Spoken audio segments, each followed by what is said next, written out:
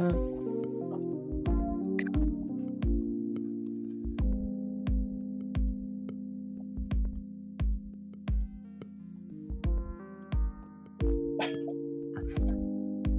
right, who's going to get the LaFleur today?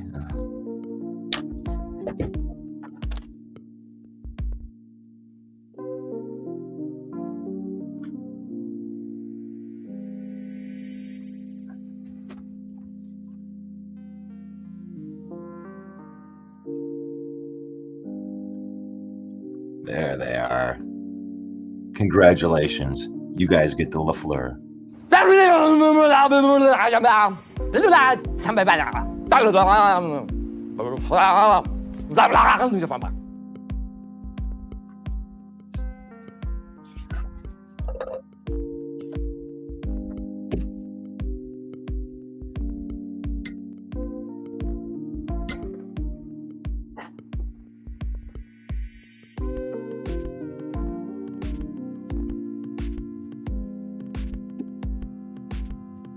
Yeah.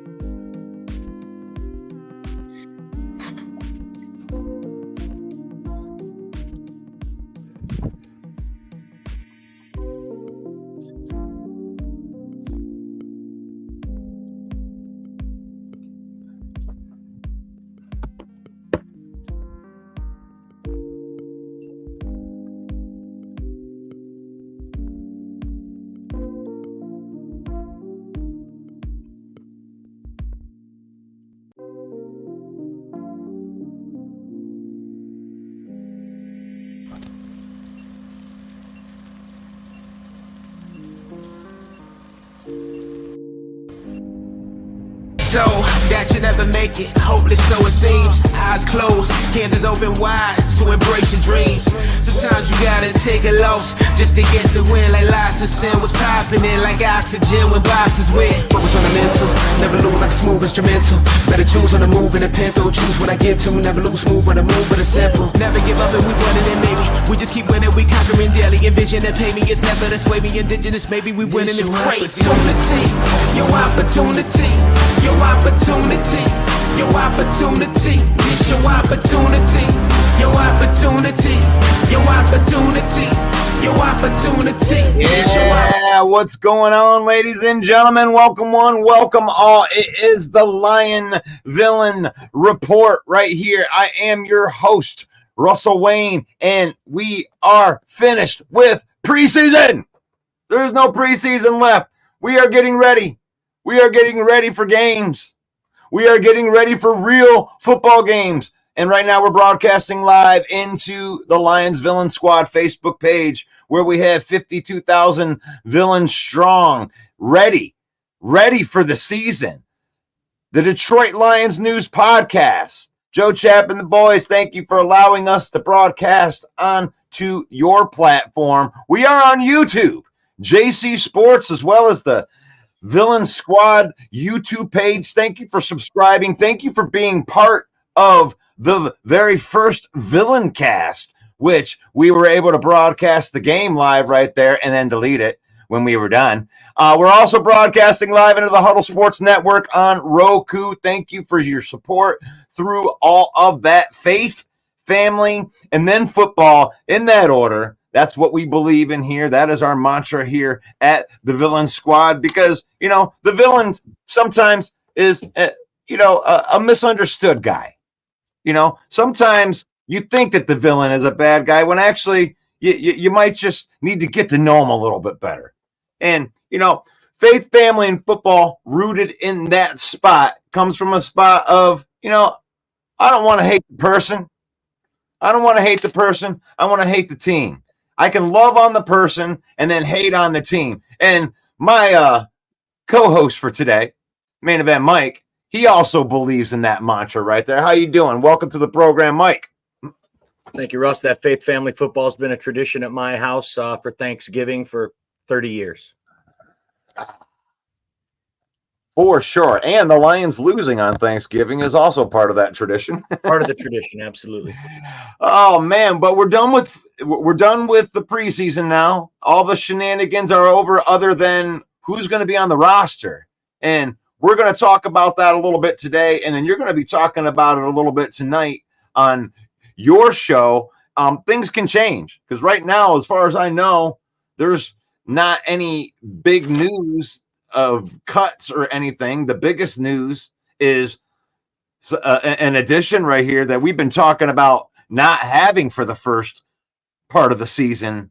He cleared the pup or whatever list he needed, the physical, had the physical, and DJ Reader was cleared to come in off of the pup list. How does that make you feel, Mike? Good. I don't think there was ever any doubt. He said from the beginning he'd be ready to go by week 1. This is his second torn quad. It's a serious injury. No point in rushing it back, but the fact that he cleared pup, now he's ready for week 1, that really bodes well for us when we go into a Rams team whose offensive line has suffered some terrible injuries in camp. That's just going to help our cause. So I'm excited about it. Man, it's the impact that DJ Reader can have on this team. I mean, it can't be understated because this is a guy that was double teamed the 11th most in the NFL last year.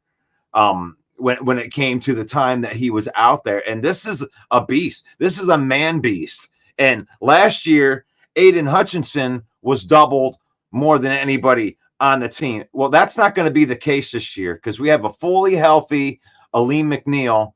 And then we also looks like we're going to have a healthy DJ Reader in this. And these guys demand double teams. Somebody is going to benefit across that front line. You seem to like Marcus Davenport in this spot right here where you got Aiden, Reader, then Aleem, and then Marcus Davenport coming off the edge or Houston coming off the edge, whoever the beneficiary is going to be. But this can't be understated how big of an impact that DJ Reader is going to have on this defense. Yeah.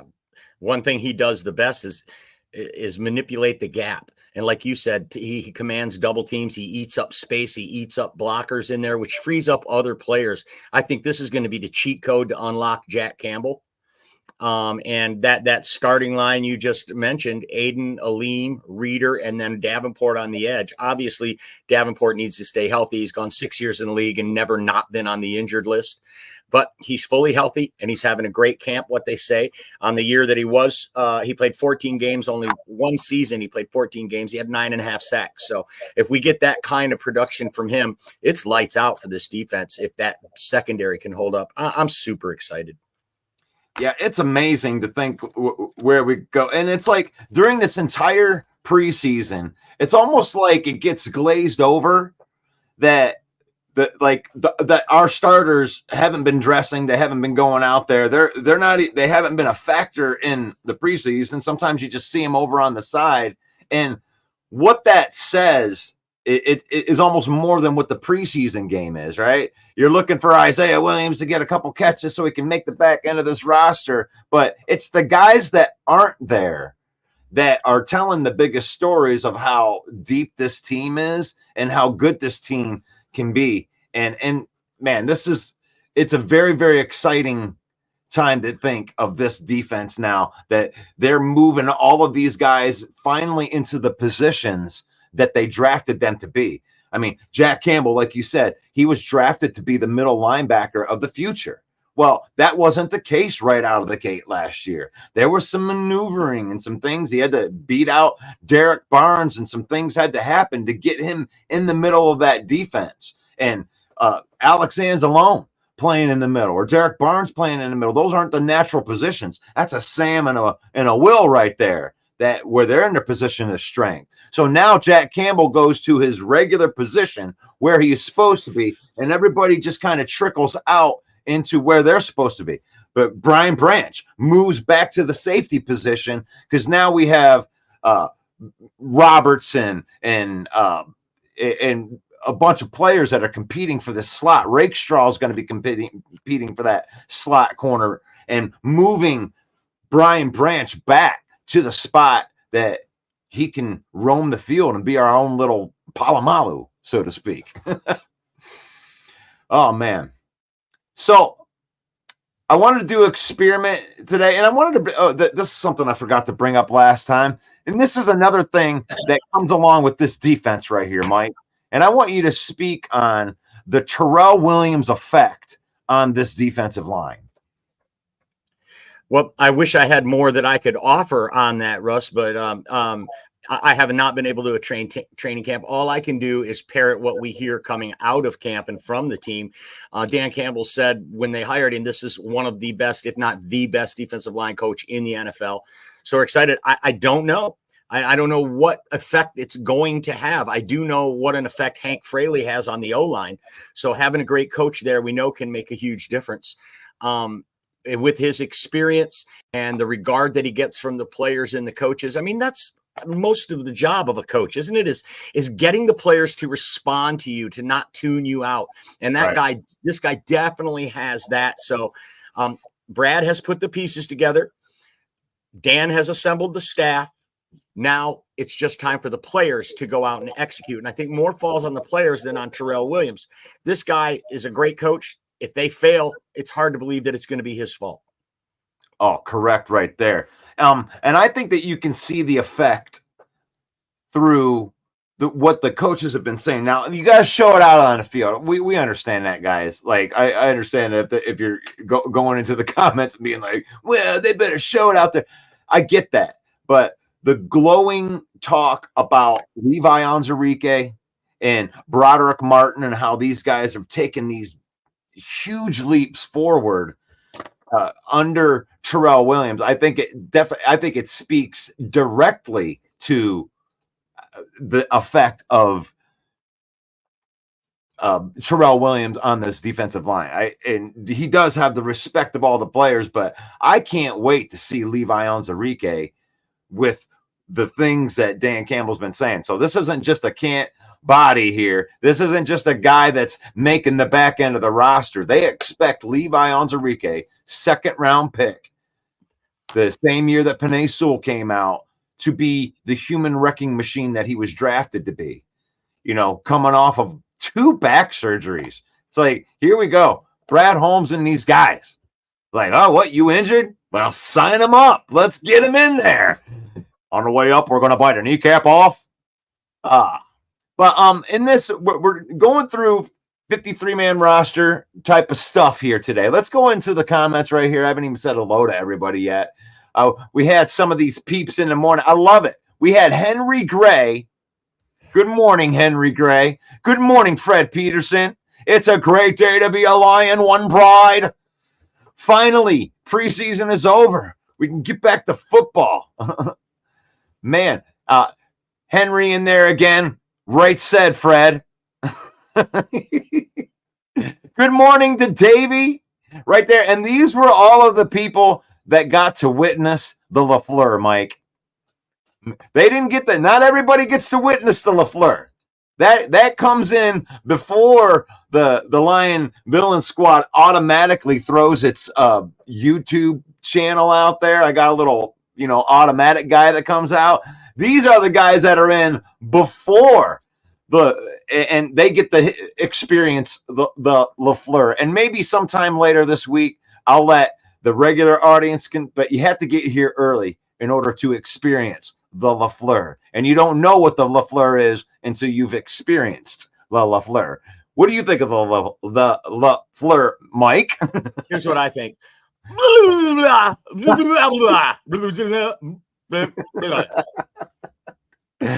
Oh, good stuff. This is good stuff. So, Pride of Detroit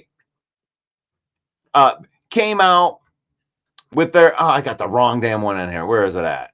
But they have all of the 50 or all the 90 men roster. And what I was going to do, I was going to kind of go through their roster thing and predicting the toughest roster cuts. No. Where is it at? Maybe it is on this one. I gotta find it. What are the main roster cuts going to be? Damn it, I had it on here. Mike, talk to them for a minute so I can find this thing. Don't forget tonight at 7 p.m. It's the Main Event Football Show hosted by yours truly and produced by Russell Wayne. We're going to be talking about my projections for the 53-man roster, not necessarily what someone else is guessing, because I went and looked at last year's 53-man final roster, and I counted up the amount of players they kept at each position. For example, they only kept 5 wide receivers going into the season last year.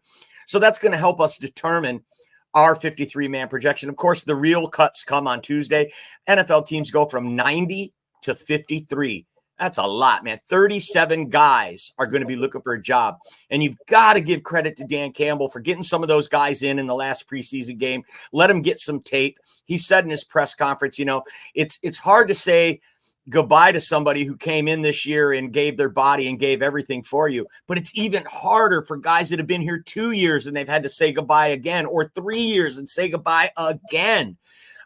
These guys come and lay it all out on the line, and a guy like Dan Campbell certainly appreciates that. So it's going to be interesting to see these hard decisions they make on Tuesday. Join us on the show tonight at 7, and we'll go over what we think. Very, very good, Mike. Yeah, now I got these things ready right here. And this is from Pride of Detroit. And it's like, let's just kind of go through these and see if we kind of agree with Eric Schlitt right here, where, I mean, and I think that we're going to get into a disagreement with Eric Schlitt on this first one, if I'm seeing this right, because you just put out a video about this right here. We got the quarterbacks. He's got Jared Goff, Hendon Hooker, and he's got Nate Sudfeld in as the third, and Jake Fromm getting cut. They're keeping 3 quarterbacks. Now, talk about that right there. Do you agree with that? I do agree that that's what it will be. However, last year the Lions only carried 2 quarterbacks into the regular season. I think Hendon Hooker's done enough to solidify the number 2 job. I would rather have a bag of chips play in the number 3 than Nate Sudfeld. So if we can get Jake Fromm or anybody with a pulse in there for the 3rd stringer, that'd be great. But they're not going to make the 53. They're going to. Nate Sudfeld was cut last year. He cleared waivers and came back to the practice squad. There are going to be a lot of those players for the Lions, but not as many as there have been in the past. This team's getting deeper and deeper. And Jake Fromm did a lot to solidify himself as a legit contender for that number 3 job, for that practice squad job. I don't understand Dan Campbell, and we're not in the building, obviously. We don't know what Nate Sudfeld brings to the table. When we watch it on the game on television, we say, this guy sucks. But we don't know the intangible things, the things that he brings to the room and the value that he brings to the team. Obviously, Dan Campbell and Brad Holmes see value in the guy. That's why they keep bringing him back. Yeah, I mean, maybe from a cerebral, maybe the guy's got it together in his head, but he just can't get it done on the field.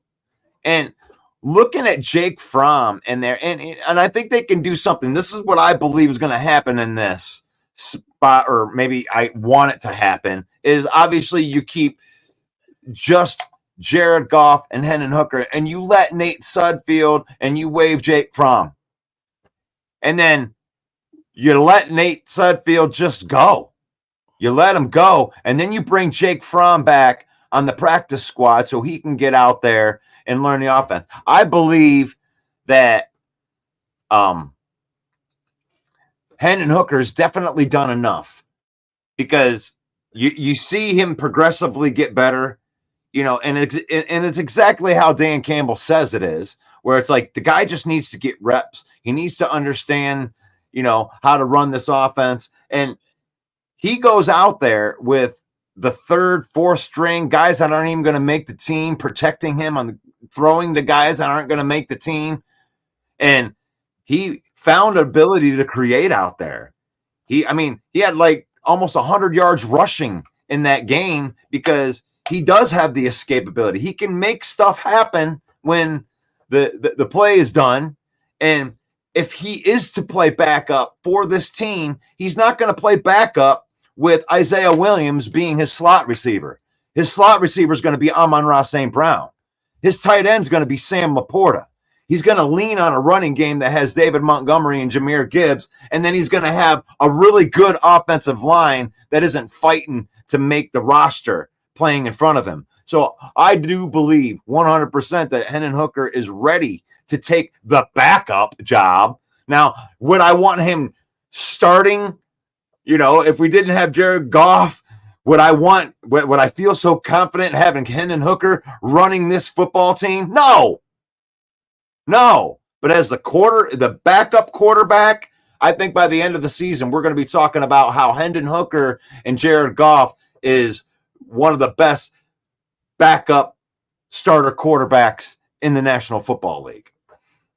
So there we go. With that, there's my take. I'm sticking it to it. And we're going to go down to the running backs now. And you know what? And before I do that, let me get into these comments right here. See if you guys got anything. See if you got anything good for us right here. We do got some good mornings other in there. The ones that were after. The ones that were after. Good morning to Ken. Good morning to Paul. And good morning to Elise, who says good morning to Paul. Hello, villains. It's good to see you both. Yes. Mike and I do appear on the same program on occasion. It does happen from time to time. Good morning. Good morning, Matt. Good morning, Henry. Good morning, Dennis from the trailer park, the fan of the fans. Oh, I love these. Good morning. Good morning, Maurice. From look the poise in the pocket. Yeah, we're getting in there. Now we're getting into some football comments. My Madden friend, a Bengal fan, had a fit when we signed Reader. All he said is clear and present danger. And that's from a Bengal fan right there. Telling us how DJ Reader's going to look in a Detroit Lions uniform. Reader was told by his agent that he'll work twice as hard and make less money in Detroit. And he said, hand me the pen. He wants to play in Detroit. That's why he's in Detroit. He wants to play in Detroit. Good morning, Chad. Chad's got some good footage that we're going to be using coming up on that Dallas Cowboy game. Last year, I didn't want to use the footage because everybody was still ass hurt for about 2 weeks after that game. I didn't want to bust it out. I didn't want to waste that great footage. But we're going to get some exclusive footage from last year's game from our friend Chad. And there may even be a Bigfoot on that tape as well. I don't know. We don't know. Hooker is the clear number 2, says Tyler. Let's see. Any great wide receiver is going to be available after that. And we're going to get into the wide receiver talk here in a minute right there. All right. I think that we got most everything in there's Ken. Bad morning. My holiday ends tomorrow from Darcy. Apparently he was on vacation and he was loving life. And now he's not going to be loving life because his vacation is going to be over. We're sorry to hear that, but we are looking forward, Mike and I don't know if Mike can make it onto the show on 7:30, but talk to John Macaroon on Darcy's program, 7:30 on Wednesday. I'm going to be in the background doing Wizard of Oz stuff. Mike actually works there. I flew him in for shows. Wow. Okay. Paul Jones. From is nice. I got a vision.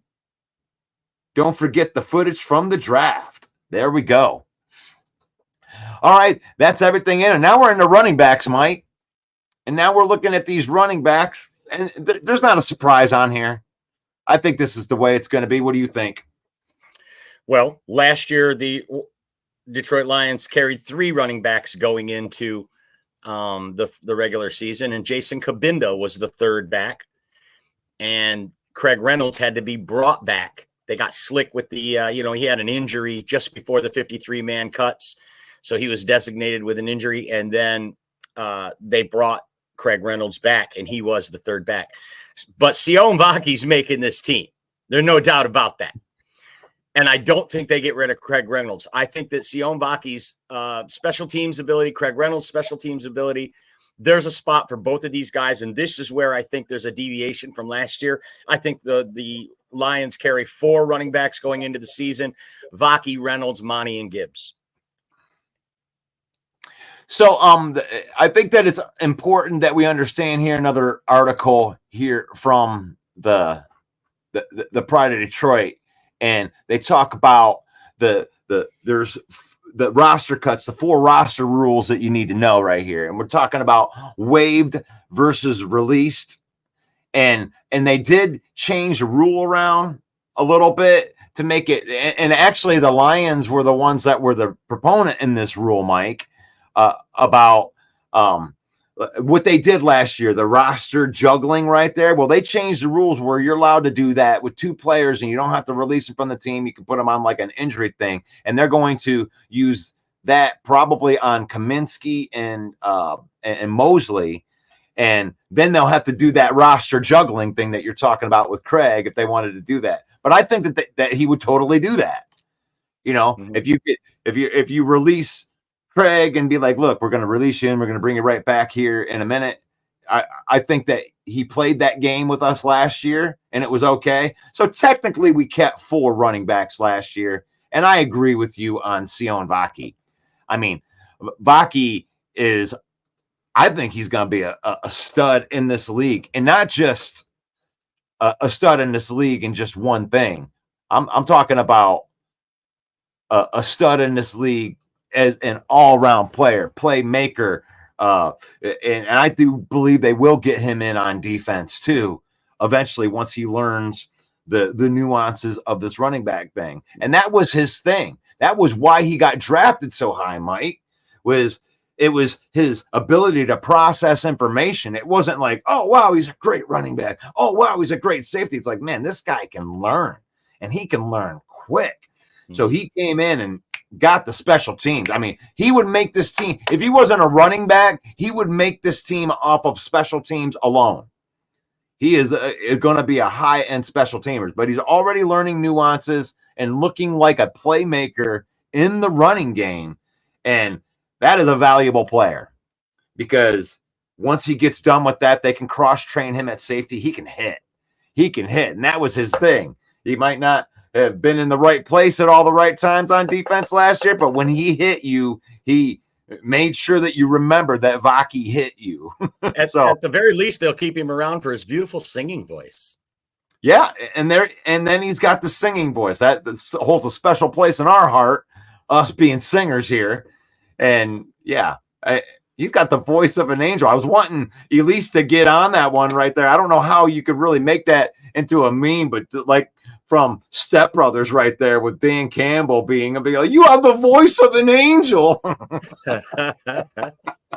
One thing Scotty Montgomery, running backs coach, talked to this week, and he said that on the second time that they met Vaki, when they brought him in for a house visit into Allen Park, he was amazed that he had 80% of all on. He drew them were going to be used against that. So he showed his football IQ. That was part of the selling point, and that's what just IQ that Vaki seems to have. That football IQ, baby. And that's probably what's going to keep those guys on the team. And you look at the other guys, and it's not really a big surprise, right? You know, you're looking at Jamar Jefferson. I mean, when I'm looking at this graphic, though, Russ, they have running backs 4, and they have Zonovan Knight and Jake Funk crossed out, but they have Jamar Jefferson not crossed out. He is crossed out. 5. Oh, he is crossed out from my view. He is crossed out. Yep. So Jamar Jefferson has been released from this team. He didn't make the 53 last year. He cleared waivers, and we brought him back. He's a 7th-round draft pick by Brad Holmes. So I expect if he clears waivers again, he'll be on the practice squad. Thought Jake Funk didn't look bad in yesterday's preseason game. I thought he looked pretty good 2 days ago. He had a touchdown. So it's going to be hard, but you can't keep them all. I mean, these guys had to know coming into camp it would take an injury or something for them to even make this team. Yeah, and Dan Campbell said as much too when he was in his presser. He said, it might be a tough pill for some of these guys to swallow, but it's the 69 guys on the roster. Really, it extends out into the practice squad, and he said as much to say, if you are on our practice squad, you're going to play. At some point in time, we are going to call you up, and we are going to need you to take meaningful snaps on this team. So they really do take that practice squad serious, and as an extra depth chart, going deeper. And Jamar Jefferson's been on this team since he was drafted. I think that he was off the team and went. I don't know if he went to a different practice squad for a little while, but he made his way back here. He was a 7th round pick. He knows the offense, and in a pinch, if we had catastrophic injuries all the way down to where he would be useful, they would call him up, and he knows the offense. I think that they trust him to hand the ball off to him and know where to run behind our offensive line. So I agree with you on that, Mike, because it's so important that you keep those guys. And the thing is, are you going to be able to keep 2 of those guys for the practice squad? That would be a good question too. But we don't have to answer that quite yet. But I like this list right there as we get into wide receivers here. And this is probably the most intriguing, maybe beside cornerback on this roster, is the wide receiver. Are we going to keep 4? We're going to keep 5? It seems like a lot of people think that we're just going to keep 4 wide receivers. That's not enough wide receivers, is it, Mike? Last year, we went into the season with 5 wide receivers. And Jamison Williams was suspended. So technically 6. Then when JMO came back from suspension, we were back to 5 because we let one of them go. Doris Fountain, Caden Davis, even Donovan Peoples-Jones. These guys are on the bubble. But maybe because they keep Vaki an extra running back than what they usually do, maybe they do trim down that wide receiver. They've waived Antoine Green, so he's no longer in the mix. But there's 3-4 guys that just aren't frontline guys in this league that are looking to be the 4th or 5th and 6th wide receiver on this team. Dan Campbell said last week, we're dying for someone to step up. Somebody in the comments asked, are there any good wide receivers on the cut list coming up? The only 2 that I know of is D. Eskridge and Robert Woods. Robert Woods, of course, with some familiarity with Jared Goff when he played with the Rams. He's getting long in the tooth, but he's not very tall. He's not that X wide receiver we might be looking for there on the outside. I think we stay with the guys we have. If there's a surprise cut from another team, that could change it. Adam says we will have 5 receivers. That's what we went into the last year with.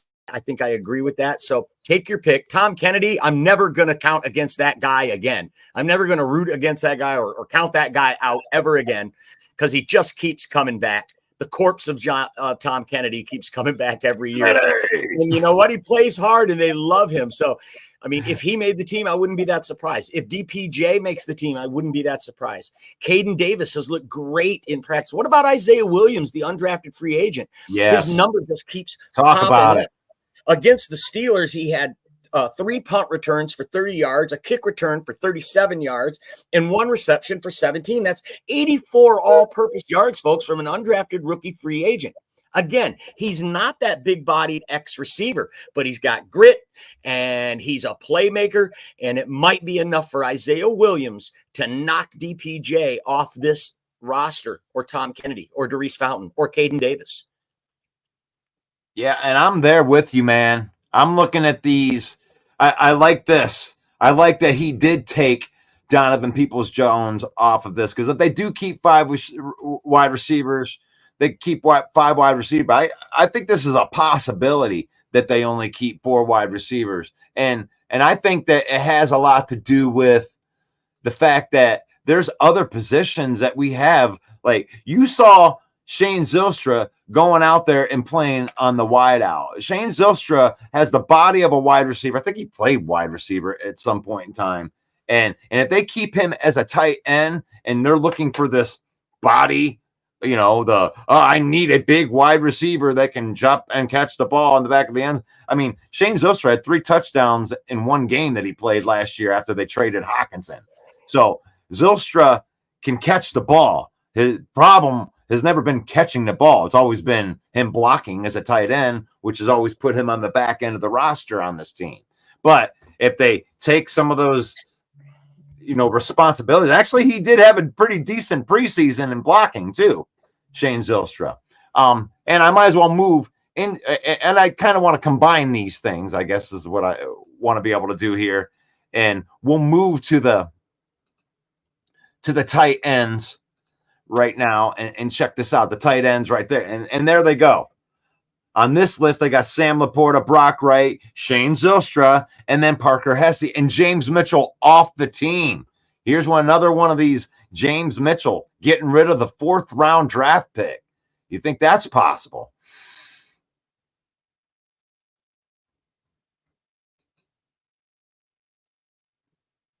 Laporta is the 5th from Adam right there. So tight ends, I like this list right here. Parker Hesse's making a name for himself.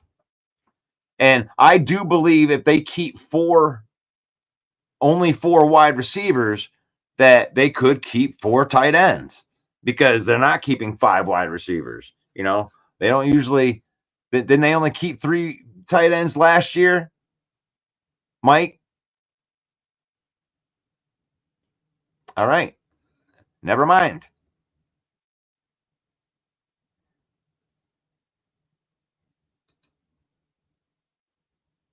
What do we do? What'd you do? Okay, there we go. Can you hear me? Yeah, I can hear you. I got kicked out. Yeah, and you got the delay thing going with your voice again. All right. Well, something's going on with my good. internet. I'll check out and let you keep going. Have a great day, villains. Hopefully I'll see y'all tonight at 7 p.m. One Pride. All right. So that's main event Mike right there. He's going to do the final 53-man roster projection tonight. We're probably just going to continue this conversation on his show tonight, because I mean, I don't know. I'm just kind of going through which guys are here. And tomorrow morning, I'll end up doing the final 53-man, or maybe we'll even be looking at the 53-man. I don't know how many guys are going to get cut here in a little bit, but Sam Laporta, Brock Wright, Shane Zylstra, Parker Hesse. I'm so glad to see someone put him on this list, because Parker Hesse's he's a guy that can play fullback too. He's that guy that is more of a blocking type of tight end. You probably won't see him catch too many passes as a tight end. So he's like your extra man in, 3 tight end sets when you're trying to get big out there. Paul Jones likes Brock Wright. We can always keep an extra lineman to block in the tight end position. And I don't think that there's a lineman that's as good as our tight ends. I think our tight ends are, all 4. I mean, even into James Mitchell, I think all of those guys that are behind Sam Laporta are decent. Those guys are quality guys that know our offense, and that might be a tough one. But moving into the offensive tackles here, let's see what else we got.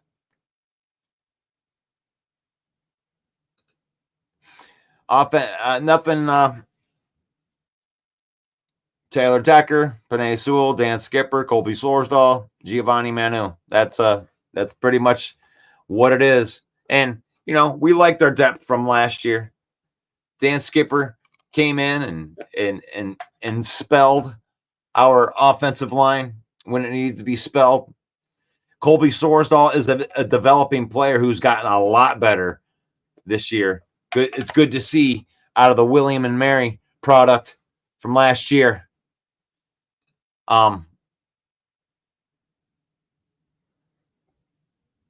Giovanni Manu, that's Giovanni Manu's gotten a lot better. I mean, you can see the guy making obvious mistakes when he's out there, but you can't teach what he has. When he blocks somebody, he destroys them. Like that's That is a big, big dude right there. A dude. Giovanni Manu. He's got the name Man in his name. And that should tell you all about it right there. But no, they get big right there. They're developing these players, and they have a track record. Have guys stay on here long enough that the players that they bring in, that they see as developmental pieces, they develop, and they're successful at developing. And there's way more successful of developing players than there is that don't get developed and play well. So I like that tackle room. Like that tackle room. We got the depth. We got the depth. Interior offensive lineman. Frank the Tank. Graham Glasgow. Kevin Zeitler. Coyote Awasika. There we go. Now, there's been some rumblings, and there's a couple of these guys that, like Kingsley and Michael Neese, played well. Like, a lot of these guys played well in preseason. These are going to be hard cuts right here. Some of them didn't play so well. Some of them made some mistakes. But one thing is for sure, we know who our starters are, and that's a good thing. That's a good thing right there. I love those interior offensive linemen right there. Would you like to see one of these other guys make it through? How many of the deep cut fans do we have out there? Best offensive line in the NFL. Only one backup interior offensive lineman seems questionable. I don't know which one you would be talking about. I don't see. I mean, Awasika's proven. Awasika's proven every single time a guard went down, a guy came in and played good. I mean, he didn't play perfect, but we're talking about backups here, guys. We just need a guy that's not going to be leaving a glaring hole. And Awasika never left a glaring hole in there. Yeah, he let some. It wasn't perfect play, but like you say, it's a backup. It's a backup. And remember that Graham Glasgow plays all three positions, so he actually backs up. He's the first backup on center, and he can move to either side depending on the injury. So that's very, very that's a good thing. That's a good thing. Awasika hasn't gotten a run at the starter training camp as Neese and Igua Khan did, but the Lions have a firm grasp on what he can do. So we already know who Awasika is. So that's why those other guys were getting the starts. We're getting into the defense right here. Getting into the defense. Look at that. Look at that defensive line. Ali McNeil, DJ Reader, Levi Onwuzurike, Kyle Pecco, Broderick Martin, Mekhi Wingo. That's solid from top to bottom. That's crazy. I mean, if what they're saying about Levi Onwuzurike is true, then and Kyle Pecco was a beast in Tennessee, and he was brought over with Terrell Williams. Broderick Martin's our developmental guy that's been playing better under Terrell Williams, and Mekhi Wingo, the draft pick. Obviously, you're going to keep him, but that is stout. That is stout all the way through. All of those guys could be special on there. And if you don't believe in Levi Onwuzurike, that's fine. I don't care if you believe in him or not. The thing is Dan Campbell spoke highly of this guy, and he don't blow smoke. And the fact that you didn't see Levi Onwuzurike in preseason should tell you everything that you need to know about their confidence in him. So I believe in Levi Onwuzurike. And I don't believe in Levi Onwuzurike because I watched a whole bunch of Levi Onwuzurike tape, and I'm like, yeah, Levi Onwuzurike. I was watching him doing the bends and being violent. I didn't see that. I just know that I trust what the coaching staff says because they don't blow smoke.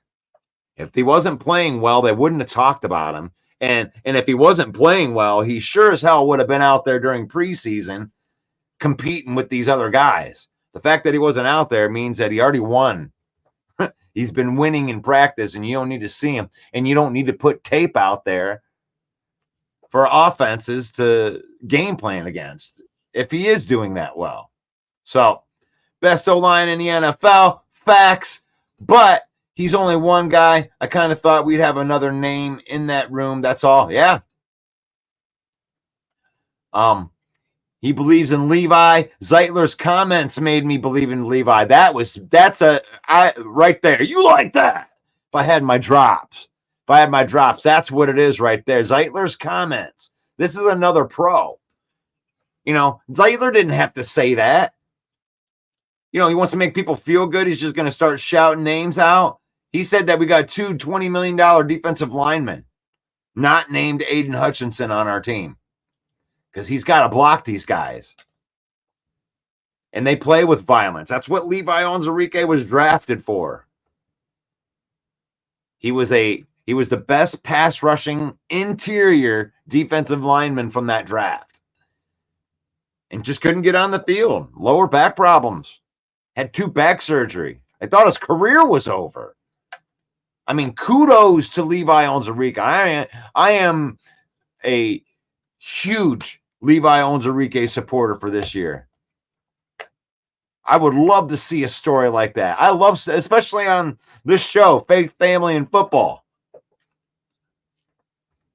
When it's faith, family, and football, you got to have a lot of belief in yourself to come back from 2 back surgeries. And if you're watching right now, like some of the 36 people that I'm looking at right now, hit that like button. If you like football content, you like Detroit Lions, shoot. Even if you like the Green Bay Packers or one of those other teams, we invite all of the trash talk on here because we keep everything in perspective.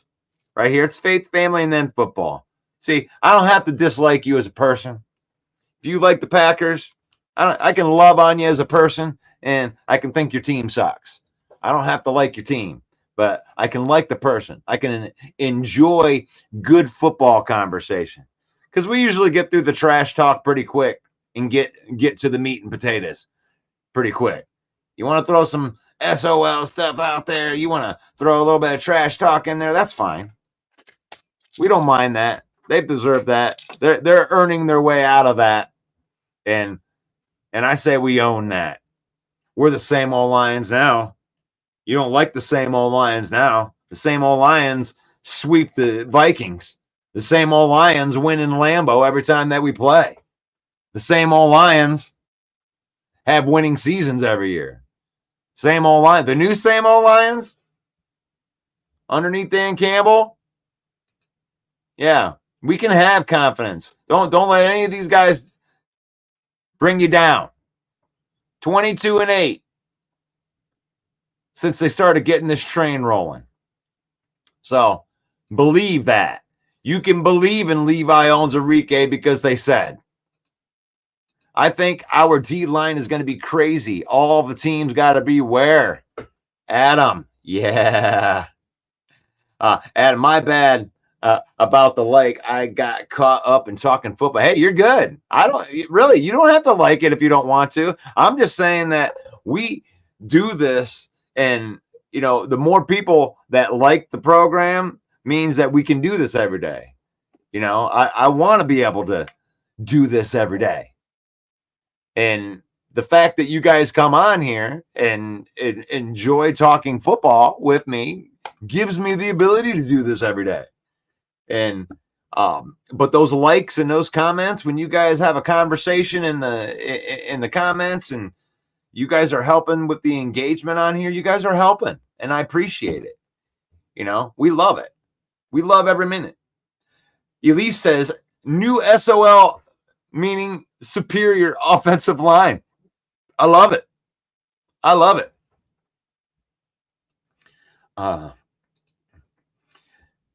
So Jeremy says there are 5 tight ends on the roster. I sat at least 3. You say at least 3 make it. I think we were talking about that a little bit earlier. I think that we could get 4 on here, Jeremy. If they only keep 4 wide receivers, they may keep the big X may be in the tight end room. So I like I like Shane Zylstra as an X. The guy can jump up and get the ball. He has experience in that spot. He did have a bad drop on a screen. Now can't drop screens, but so. But anyway, we're on defensive tackles now. So defensive tackle wise, I love this room. I don't know about any of these guys making it. You think Chris Smith, even Chris Smith was doing well. Maybe we can get one of these guys to get through the practice squad, but I don't think so. Maybe Chris Smith makes it through to get to the practice squad, but all 6 of those guys are tough. Look at that. You bringing back DJ Reader. That's gonna be something to handle. DJ Reader next to Aleem McNeil.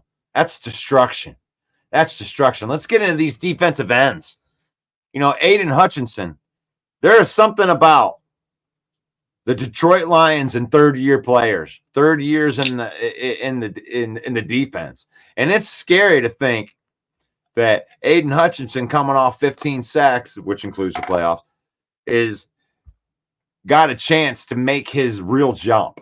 This third-year jump, I think, for him is going to be very noticeable.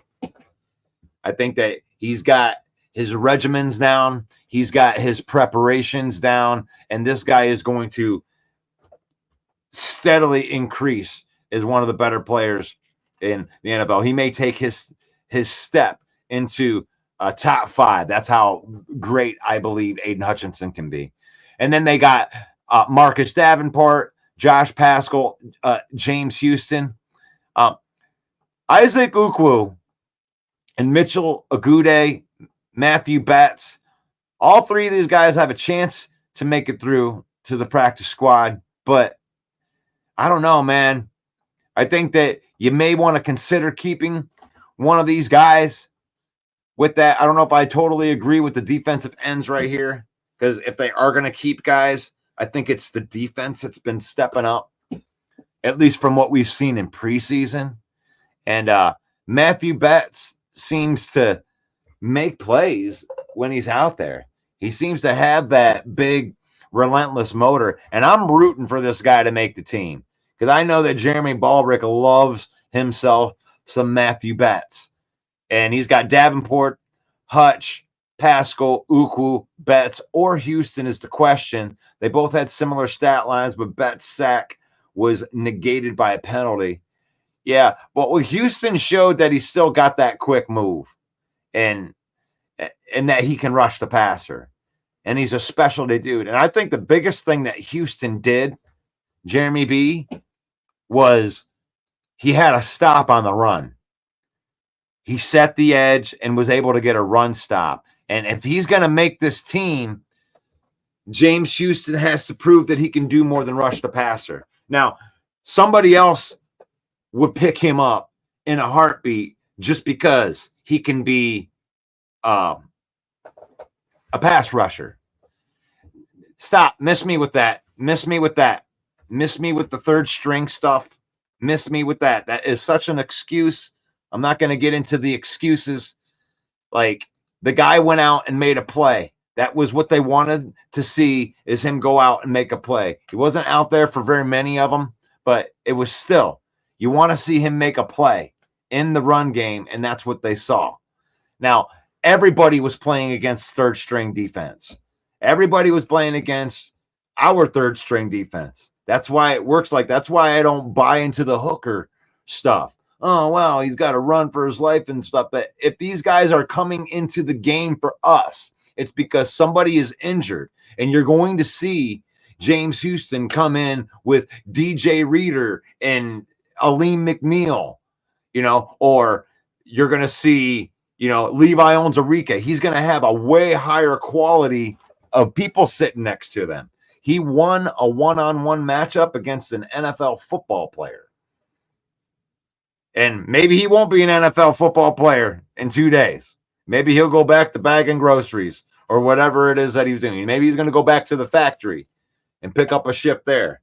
But here we are. This is the first year that we've had to go from 90 people on the roster all the way down to 53 all at once. I don't know. Do you guys think that makes that harder? You know, going up against and doing all the cuts at once. So, I don't know. We're getting to the end. I thought today when I was going to come on this show, Jeremy, that there would be more cuts. I thought that they would have cut more people by now. And I don't know if they were just waiting for a certain time. They don't know, but I thought a handful of people would have been gone. So, but maybe by time tonight when Mike comes in for his show, we're going to do more of the 53-man roster stuff. You'll probably hear more Mike's. I'm going to do more of the paying no attention to the man standing behind the curtain. And if you're not paying attention, then it doesn't matter, right? But if you are paying attention, can you hit that like button? Can you hit that subscribe button? Whatever you're watching it on, it sure helps the channel out a lot, and it helps get more eyes on Detroit Lions football. Appreciate that. Keep them coming. Keep them coming. But we'll see. We got Mike coming in at 7 o'clock tonight doing the main event football show.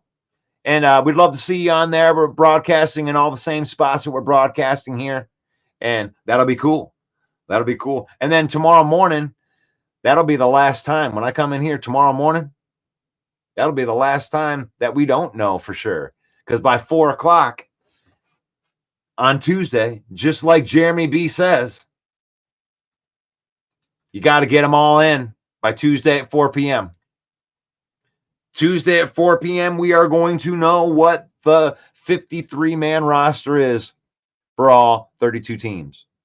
And this has been an exciting preseason. I mean, look at that preseason game. The Lions sold out the preseason game, and then they sold out all the standing room preseason for the preseason. And they were so loud in a preseason game that they forced 2 penalties. Detroit Lion fans are the greatest fans in the NFL right now, and there isn't even a close second. Like, you got these half-empty stadiums. The city of Detroit is behind you. The villain is behind you. 100%. Everybody that's on our page as the villain, that identify as the villain. And our identification as the villain works like this. We are the villain. We're the villain of the NFC North. You know why? Because the other 3 teams hate us. And they hate us because we were better than they were. And only the top team gets to be the villain. So we are the villain of the NFC North. However, that does mean that the Kansas City Chiefs are the villain of the NFL. That means that all of the teams got to look at them, and they got a bullseye pointed on their back right there. And that's what it means to be the villain. That it means to be the chased one. It means to be the one that's out there doing what nobody else is doing. It doesn't mean that we're bad guys. It doesn't mean that we identify with a stupid freaking ski mask. How dare you come in here, Chauncey Gardner, and ruin what we wanted as the villain. We never wanted Chauncey Gardner's version of the villains. You almost ruined our page, Chauncey. You almost ruined our page thinking that we want to come in here and be a bunch of ski mask people. I see villains like 1957 gangsters with suits and ties and respect to ladies. And you know what? If you get out of line, gonna get you right back in line. Hey, what we're gonna do? Here's the villain. Like, here's these Green Bay Packer fans. You think you're going to come and take the title away from the villain? You think that you're going to come in and you're going to take the title off of the villain? Well, you got another thing coming. See, the first thing that you did wrong was that you told me what you were going to do. And you know what we say back in the neighborhood? You know what we call people in the neighborhood that talk too much? We call them rats. We call them rats. And you know what we do with rats? We take them out to the dock, and then we tie a brick to their leg, and then we throw them down there and let them sleep with the fishes. So if you want to be a rat, then you're going to have to deal with the consequences of the villain. There you go. I love the villain. I love the characterizing the what this team is. When you see Jared Goff and Sewell and Hutchinson, and they're taking pictures in 1957 Fords, the old school class. We're old school.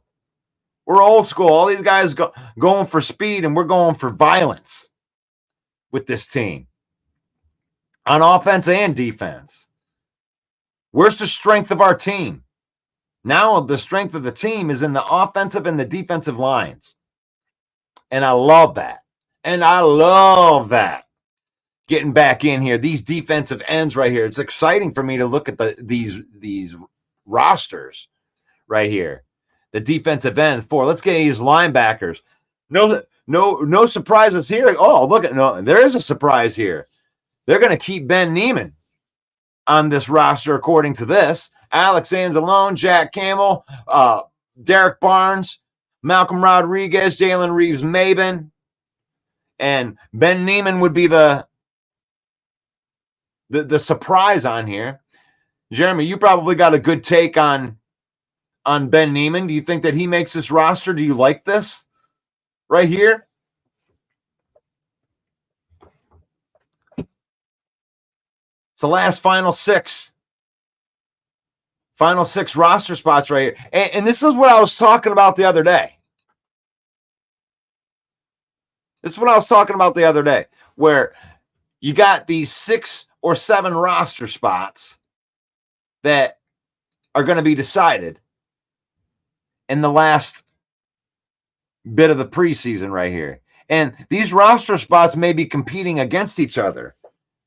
You know, it's not like you want to be the best linebacker. They already have the depth chart set on the linebackers and the defensive line and defensive end. So these guys may not be competing with each other. It may be Ben Neiman who is competing with Isaac Ukwu, because to me, I would rather have Isaac Ukwu as a 5th pass rusher or Matthew Betts as a 5th pass rusher over having Ben Neiman as a 6th linebacker, because we only play 2 linebackers at a time most of the time, you know. Or is it, you know, the Broderick Martin? Nobody's going to get into that list right there. But let's get into the cornerbacks right here. Carlton Davis, Terrion Arnold, Amik Robertson, Ennis Rakestraw, Khalil Dorsey, Kendall Vildor. No surprises right here. I would argue, to me, that you whack Kendall Vildor, you run with Khalil Dorsey, or you get one of those guys out of there. And I would rather keep Ukwu and a couple of these defensive linemen. You know, maybe keeping Ukwu and Matthew Betts. Mitchell Agude was playing a little bit of linebacker-esque. He has a linebacker style to his pass rush. So maybe he's the guy that they keep because he offers pass rushing ability. Because as far as traditional linebackers, I don't think Ben Neiman's ever it's going to be a while before he would even crack the roster, you know, to even come out there. So I think that Ben Neiman right there would be a waste of a roster spot right there, especially if you could get him to make it through to the practice squad right there. I don't mind any of those cornerbacks. I don't know about Kendall Vildor. Everybody's kind of got recency bias over Kendall Vildor because of what he did.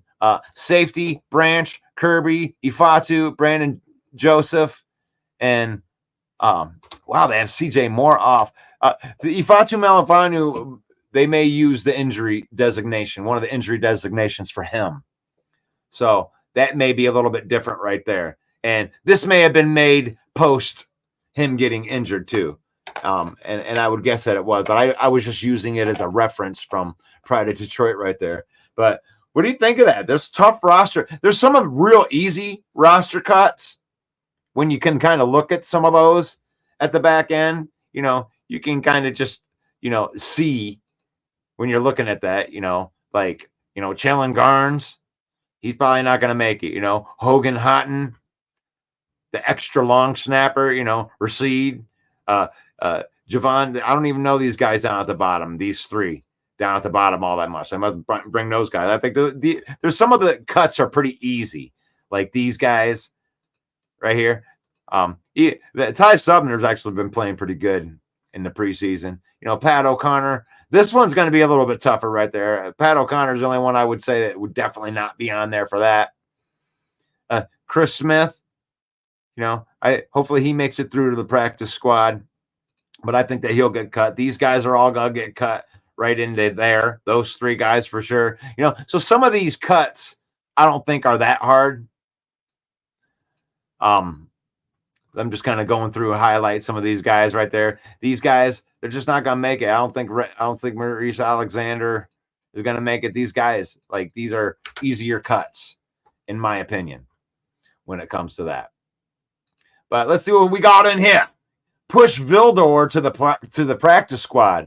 You don't think they'd pick him up? You don't think they'd pick him up?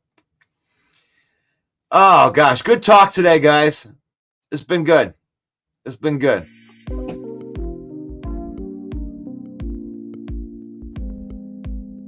Good.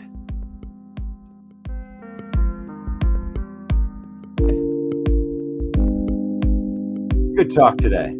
It's nice to know that we're going to know who our roster is within 48 hours. We're going to know our roster. We're going to know who they keep. And I do believe they're going to pull some shenanigans on the back end of that roster. They're going to move some stuff around.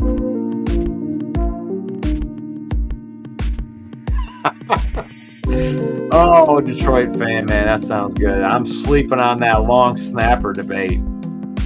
Hatton versus Dave. It's a stiff battle, but only one of them's going to make it.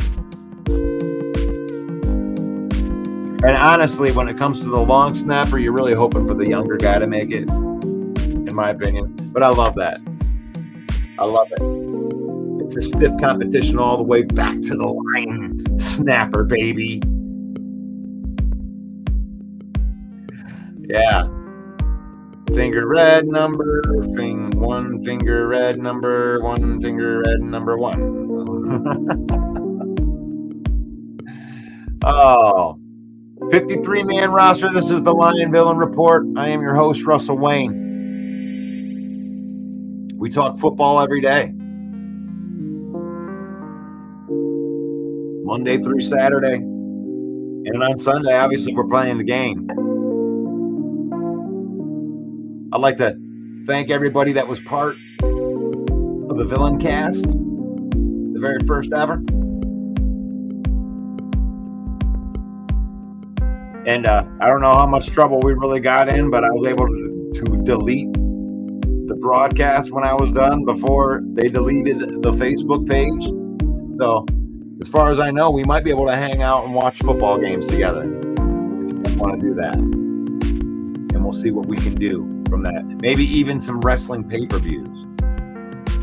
I'd be willing to risk one of my YouTube channels for that, so I can hang out with y'all. We won't rebroadcast it. We're just going to be witnessing it live.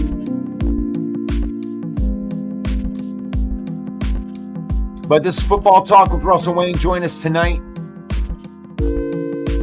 Main Event Football Show with Main Event Mike. You can come in and hit these roster battles as well. We only got a couple more days to even talk about it. 53-man roster prediction. What are we really talking about here? 5, 6 guys? 7 guys, maybe? That's all good. Faith, family, and football. Faith, family, and then football. We use football. We use football to spend time with our family. We use football to create memories with our family. We don't let football use us here at the Villain Squad because we like you. We like you as people. We want to love on you as people. We can love on the person. We can hate on the team. Worst case scenario. If you're a Packer fan, I don't hate you as a person. I just hate your team. Faith, family, and football. Then football. It's in that order that we do it. So I can leave you like this. May the Lord bless you. May the Lord keep you. May the Lord shine his face upon you. Until we meet again for Football Talk. Lion Villain Cast. Lions Villain Report. Got it. Hey yo, the lies told that you never make it. Hopeless, so it seems. Eyes closed, hands open wide to embrace your dreams. Sometimes you gotta take a loss just to get the win. Like lots of sin was popping in like oxygen when boxes wet. Focus on the mental, never lose like a smooth instrumental. Better choose on the move in a pinto. Choose what I get to, never lose smooth on the move, but it's simple. Never give up and we running it maybe. We just keep winning, we conquering daily. Envision and pay me, it's never to sway me. Indigenous, maybe we winning is crazy. Your opportunity, your opportunity, your opportunity, it's your opportunity, your opportunity.